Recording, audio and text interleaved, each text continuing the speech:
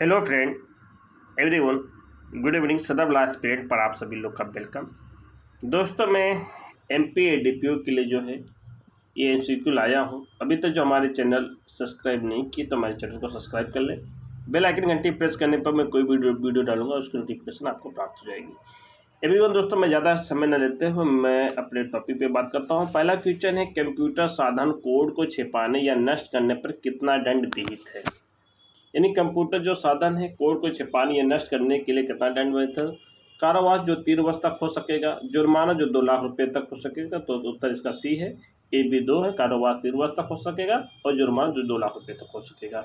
Next क्या कह रहा है, यदि कोई कंप्यूटर धारा 43 में निर्दिष्ट कोई कार्य कंप्यूटर संबंधी अपराध बेईमानी या कपटपूर्वक करता है तो दंडित किया जा सकेगा।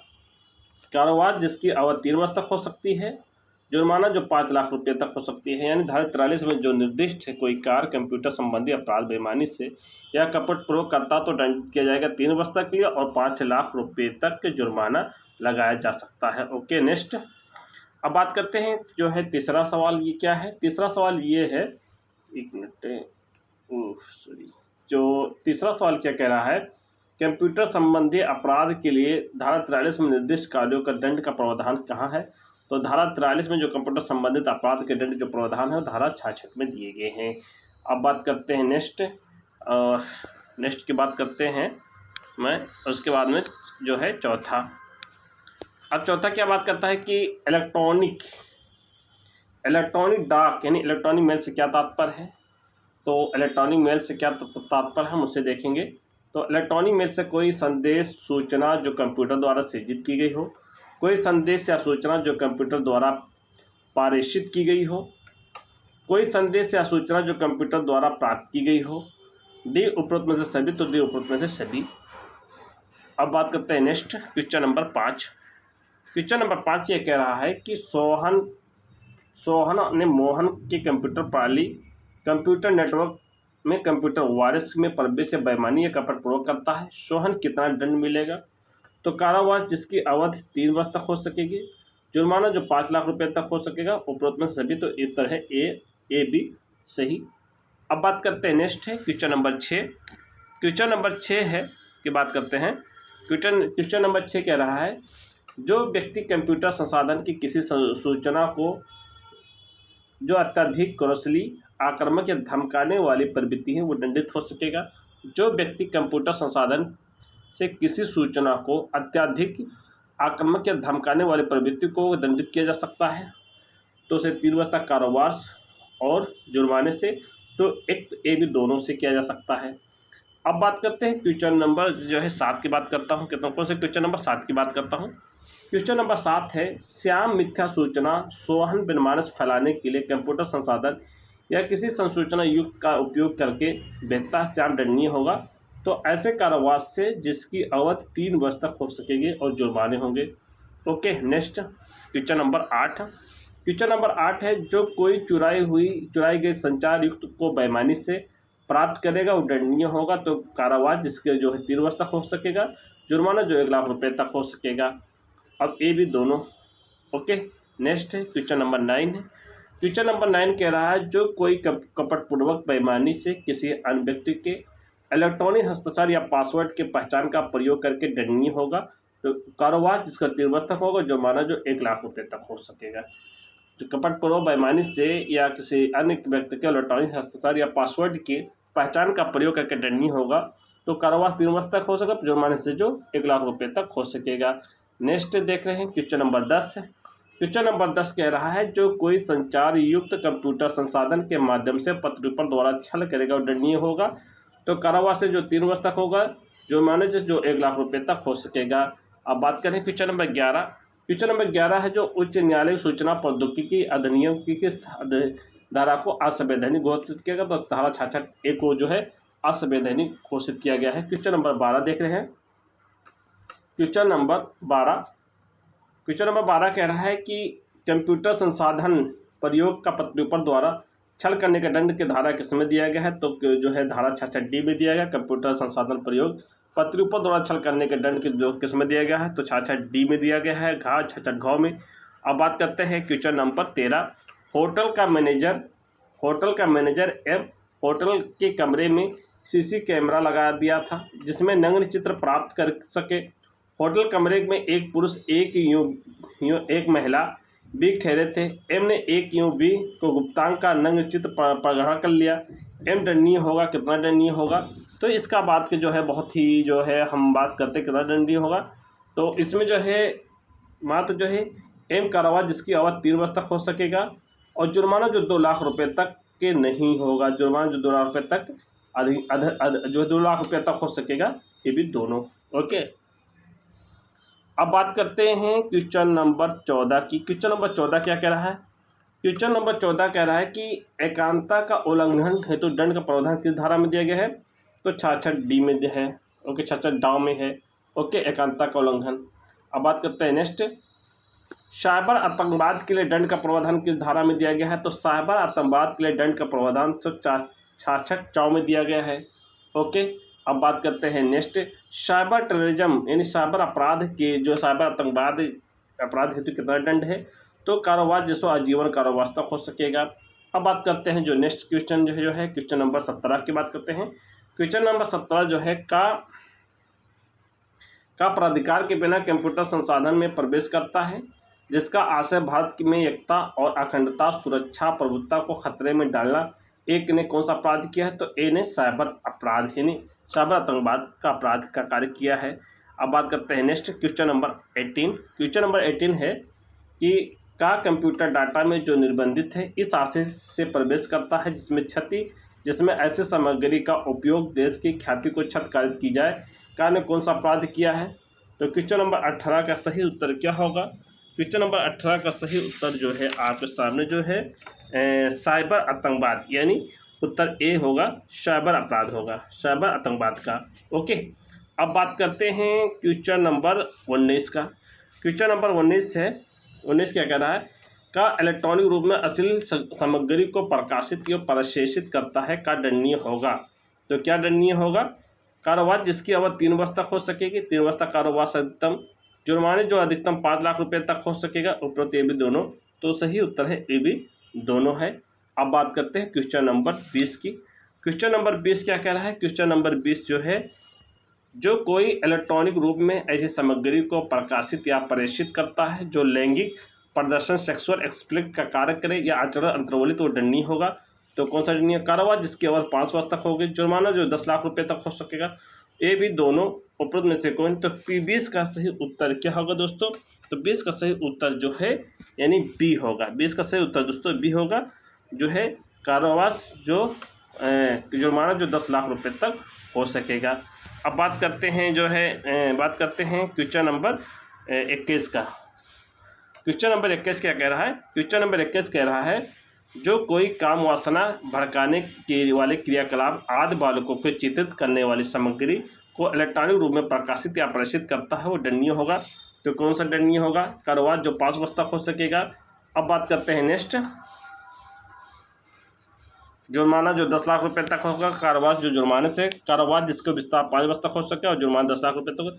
तो इसका सही उत्तर जो दोस्तों डी है, कारावास जो का विस्तार जो 5 वर्ष तक हो सकेगा और जुर्माना जो 10 लाख रुपए तक हो सकेगा।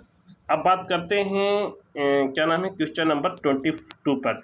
22 क्या कह रहा है? 22 कह रहा है इलेक्ट्रॉनिक रूप में काम वासना भड़काने वाली रीति बालकों को चित्रण करने वाली सामग्री का पाठ्य के चित्र किसी इलेक्ट्रॉनिक रूप से तैयार करता है, संग्रहित करता है या डाउनलोड करता है या वितरित करता है तो का सूचना प्रौद्योगिकी अधिनियम के किस धारा के अंतर्गत दंडनीय है? तो देखते हैं किस धारा के अंतर्गत दंडनीय है। तो जो है धारा जो है 67A, बी 67 बी, सी 67 डी। तो सही उत्तर क्या होगा? 23 का सही उत्तर दोस्तों क्या होगा? यानी कौन सा क्वेश्चन नंबर 22 का सही उत्तर क्या होगा? तो 22 का सही उत्तर है जो है 67 बी होगा। अब बात करते हैं नेक्स्ट क्वेश्चन नंबर 23, मध्यवर्ती क्या कहता है? यदि मध्यवर्ती इंटरमीडिएटरी सूचना का संरक्षण या प्रतिधारण करने के में आशय जानबूझकर चूक करता है तो दंडनीय होगा 3 वर्ष के कारावास और जुर्माने से, 1 वर्ष के कारावास और जुर्माने से, 2 वर्ष तक कारावास और जुर्माने से, 5 वर्ष तक कारावास और जुर्माने से।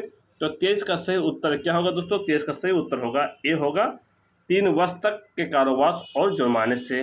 अब बात करते हैं next question number 24। Question number 24 क्या कह रहा है, कंप्यूटर संसाधन के माध्यम से प्रेषित कोई सूचना को अवरोधन या मॉनिटर करने के प्रकार केंद्रीय या राज्य सरकार के अधिकारियों को निर्देश दिया जाता है। तो धारा 69 के अंतर्गत, धारा 70 के अंतर्गत, धारा 71 के अंतर्गत, धारा 72 के अंतर्गत। तो 24 का सही उत्तर क्या होगा, तो 24 का सही उत्तर है 69। कंप्यूटर संसाधन के माध्यम प्रेषित कोई सूचना अवरोधन या मॉनिटर करने पर केंद्रीय राज्य सरकार को अधिकारिक निर्देश दिया जाएगा। को कहाँ बताया गया है, तो 69 में बताया गया है। अब बात करते हैं क्वेश्चन नंबर 25। क्वेश्चन नंबर 25 जो है धारा 69 के अंतर्गत सरकार किसी अधिकारी को केंद्रीय सरकार या राज्य सरकार सूचना मॉनिटरिंग करने का अवरोधन या विगुणन करने का निर्देश कब दे सकेगी। तो क्वेश्चन नंबर 25 का सही उत्तर क्या हो, तो 25 का जो है भारत की एकता और अखंडता के बनने पर। ठीक है, ये है क्वेश्चन नंबर 25। अब बात करते हैं क्वेश्चन नंबर 26। क्वेश्चन नंबर 26 क्या कह रहा है, क्वेश्चन नंबर 26 है जो कि केंद्रीय सरकार के अभिकरण या मध्यवर्ती को किसी कंप्यूटर संसाधन में निर्मित या भंडारित किसी भी जनता तक पहुंचाने के लिए होने के लिए रोकने का आदेश कब दे सकता है। तो इसका उत्तर है कब दे सकता है, तो भारत की एकता अखंडता के लिए, भारत की रक्षा के लिए, राज्य की सुरक्षा के लिए। तो डी लोक स्वास्थ्य लोक व्यवस्था हित के लिए, और उसके बाद में डी कहता है उपरोक्त में सभी। तो उपरोक्त में से सभी सही उत्तर इसका क्या होगा, उपरोक्त में से सभी। ओके, उपरोक्त में सभी परिस्थितियों में इसका उत्तर सही ई होगा। ओके, अब बात करते हैं क्वेश्चन नंबर 27 का। तो भारत में एकता एवं अखंडता के हित में कोई सूचना प्रकटन सुनिश्चित की जा सकती है, तो किस सेक्शन में की जाती है, 69A में, 69B में, 69A में, 70A में, 70B में। तो 27 का सही उत्तर क्या होगा दोस्तों, 27 का सही उत्तर जो है तो है ए है 69A में। ओके, 69A में। अब बात करते हैं क्वेश्चन नंबर नेक्स्ट 28 क्या कह रहा है, 28 कह रहा है यदि कोई मध्यवर्ती जिसे धारा 69A के अंतर्गत सूचना जनता तक पहुंचाने से रोकने के लिए निर्देश दिया गया है या निर्देशों का पालन करने में असफल है तो दायी होगा। तो कितना दायी होगा, ऐसे कारोबार जिसकी अवधि 7 वर्ष तक हो सकेगी जुर्माने, ऐसे कारोबार जिसकी अवधि 3 वर्ष तक हो सकेगी, ऐसे कारोबार जिसकी अवधि जो 2 वर्ष तक हो सकेगी और जुर्माने। ओके, ऐसे कारोबार जिसकी जिसकी अवधि 5 वर्ष तक हो सकेगी।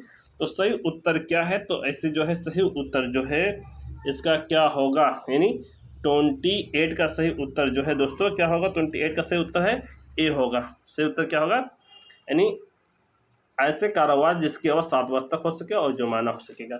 ठीक है, अब बात करते हैं हम 29 के। केंद्रीय सरकार के देश में क्या है, केंद्र सरकार देश में साइबर सुरक्षा बढ़ाने के लिए कंप्यूटर संसाधन में भंडारित सूचना मॉनिटरिंग करने के लिए सरकार के किसी भी एजेंसी को प्राधिकृत करती है, लेकिन एजेंसी जानबूझकर अपने मॉनिटरिंग को करने की उपेक्षा करते हैं, ऐसे एजेंसी दायी होगा। तो क्या दायी होगा, इस पर हम देखेंगे क्या दायी होगा। तो इसका सही उत्तर जो है 29 का सही उत्तर होगा डी होगा, यानी एजेंसी दंडनीय नहीं होगा।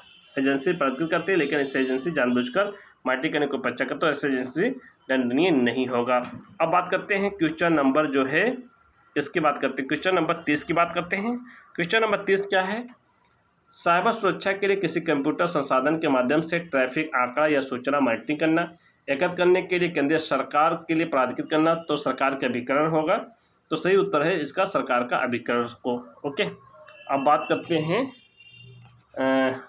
सरकार के अभिकरण को, और इसका भी जो है मध्यवर्ती को, तो ये भी मध्यवर्ती आता है और इसका तो प्रत्येक दोनों, तो सही उत्तर है सी है।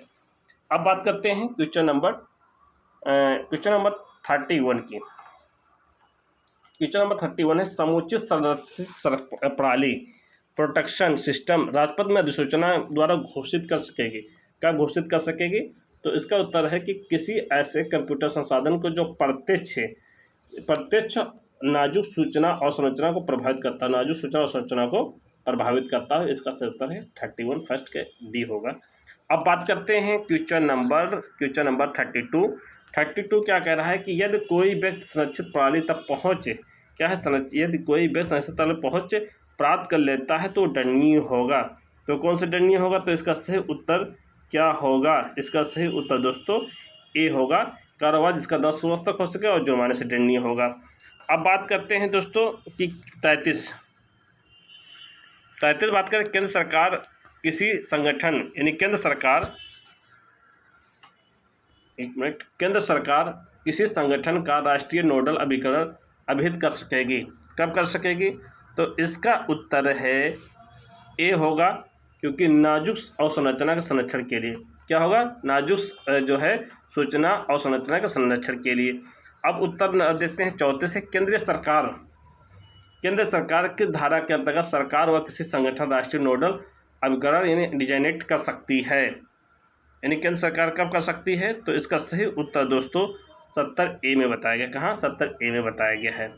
ओके, अब बात करते हैं क्वेश्चन नंबर 35। क्वेश्चन नंबर 35 भारतीय जो है क्वेश्चन नंबर 35 भारतीय कंप्यूटर आपात मोचन यानी Indian computer emergency response team नामक अभिकरण नियुक्त केंद्र सरकार किस धारा के अंतर्गत करती है?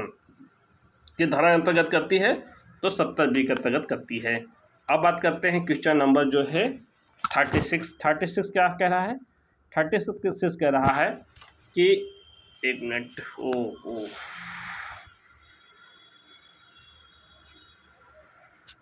36 कह रहा भारतीय कंप्यूटर प्रतिक्रिया दल ICERT साइबर सुरक्षा क्षेत्र में निम्नलिखित कृत्यों का पालन करने वाला राष्ट्रीय अभिकरण के रूप में सेवा करेगा।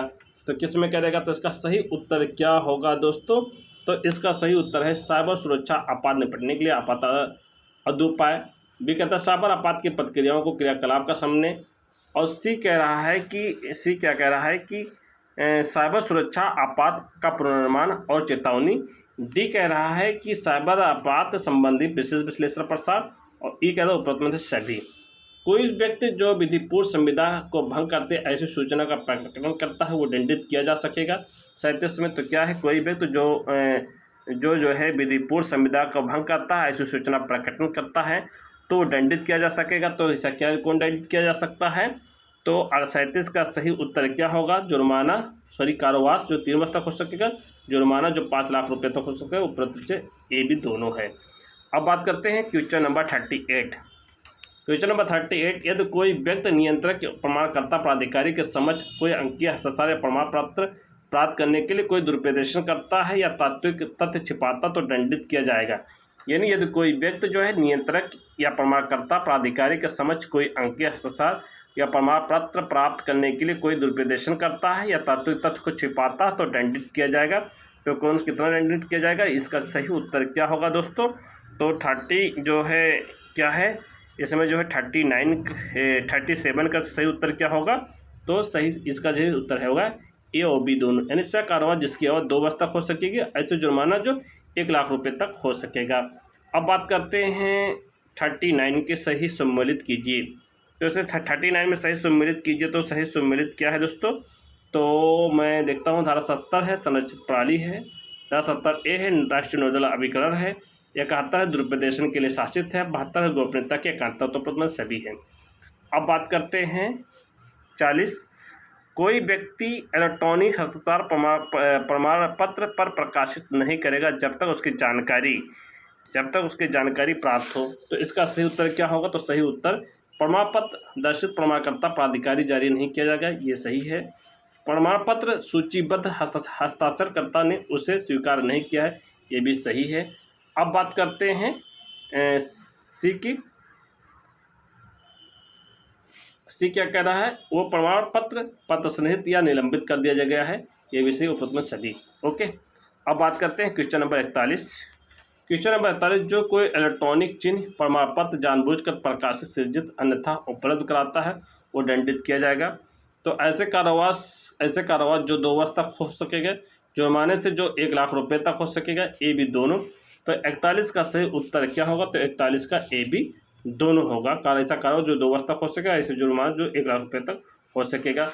अब बात करते हैं जो है 42 न्यायालय इस अधिनियम के अधीन बनाए गए नियमों के उल्लंघन करके निर्मित कंप्यूटर प्रणाली फ्लॉपी के अधिकरण यानी कॉन्फ़िगरेशन करने का आदेश देता है। तो कहाँ देता है? ये जो है धारा किसमें जो है 42 का सही उत्तर क्या होगा? तो 42 का सही उत्तर जो है धारा 76 के अंतर्गत होगा। तो इसका सही उत्तर है ए होगा। अब उसके बाद में हम बात करते हैं जो क्वेश्चन नंबर 43 की। क्वेश्चन नंबर 43 का जो सही उत्तर क्या होगा? क्वेश्चन नंबर 43 जो है क्वेश्चन नंबर 43 में इस अधिनियम के अधीन अपराध का अन्वेषण कौन करेगा? अपराध का अन्वेषण कौन करेगा?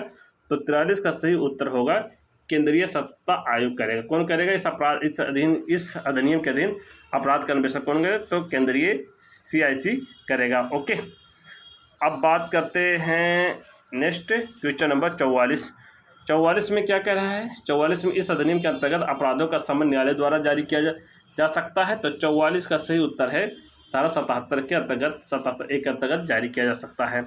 अब बात करते हैं नेक्स्ट है धारा 45 में जो है सक्षम अधिकारिता वाले न्यायालय धारा 77 के A के अंतर्गत किन किन अपराधों को समन किया जा सकेगा? तो 45 का सही उत्तर A है 3 वर्ष से अनधिक अवधि के लिए अपराधों के जो अपराध है उनमें जो है समन किया जा सकता है। तो सही उत्तर इसका C है। अब बात करते हैं दोस्तों क्वेश्चन नंबर 46 की। क्वेश्चन नंबर 46 जो है ये बात करते हैं। क्वेश्चन नंबर 46 क्या कह रहा है? क्वेश्चन नंबर 46 ये कह रहा अपराध शमनीय नहीं है। कौन सा अपराध शमनीय नहीं है? तो जो अपराध शमनीय नहीं है ये जो है अपराध आजीवन कारावास से दंडनीय या 3 वर्ष से अनधिक अवधि करे तो ये जो है कारावास दंडनीय, ये दोनों शमनीय नहीं, तो प्रथम दोनों। अब बात करते हैं नेक्स्ट बात करते हैं 47 में क्या है? सक्षम न्यायालय, जो सक्षम अधिकारिता वाले न्यायालय ऐसे अपराधों को समन नहीं करेगा। तो कौन नहीं करेगा? इसका सही उत्तर क्या होगा? तो इसका सही उत्तर हम देखेंगे क्या होगा। सक्षम समन नहीं करेगा तो इसका सही उत्तर है जहां अपराध पूर्वदोषित कारण वर्धित दंड के लिए दायी है, जहां अपराध देश के सामाजिक आर्थिक स्थिति को प्रभावित करता है, जब अपराध 18 वर्ष से आयु के किसी शिशु किशोर के साथ किया गया हो, जब अपराध किसी स्त्री विरुद्ध किया गया हो। तो पद में सभी, तो सही उत्तर है उत्तर से सभी। अब बात करते हैं नेक्स्ट 48 क्या कह रहा है? धारा 77A के अधीन समन अपराध के लिए आवेदन कौन फाइल कर सकेगा? तो कौन फाइल कर सकेगा? तो अभियुक्त कर सकेगा, पीड़ित करेगा, उक्त में दोनों। ओके, तो उक्त में दोनों, तो सही C है। अब बात करते हैं 49 इस अधिनियम के अधीन अपराध होंगे तो क्या होंगे? तो 3 वर्ष से अधिक कारावास दंडनीय अपराध संज्ञेय हो गए, 3 वर्ष तक का कारावास दंडनीय अपराध जमानती होंगे, तो A भी दोनों होंगे। ओके, अब बात करते हैं 50, लास्ट सवाल बात करते हैं दोस्तों। क्या है 50 ये है कि इस अधिनियम के अंतर्गत अपराध प्रयत्न के लिए कितना दंड दिया जाएगा? तो कितना दंड दिया जाएगा 50 का? तो 50 का जो है उस अपराध के लिए उपबंधित दंड के आधा तो जिसे दंड दिया जाएगा। तो सही उत्तर इसका A है दोस्तों, सही उत्तर A है। और मैं यहीं से आपसे इजाज़त चाहता हूँ। अल्लाह हाफिज, जय हिंद, जय भारत। ओके।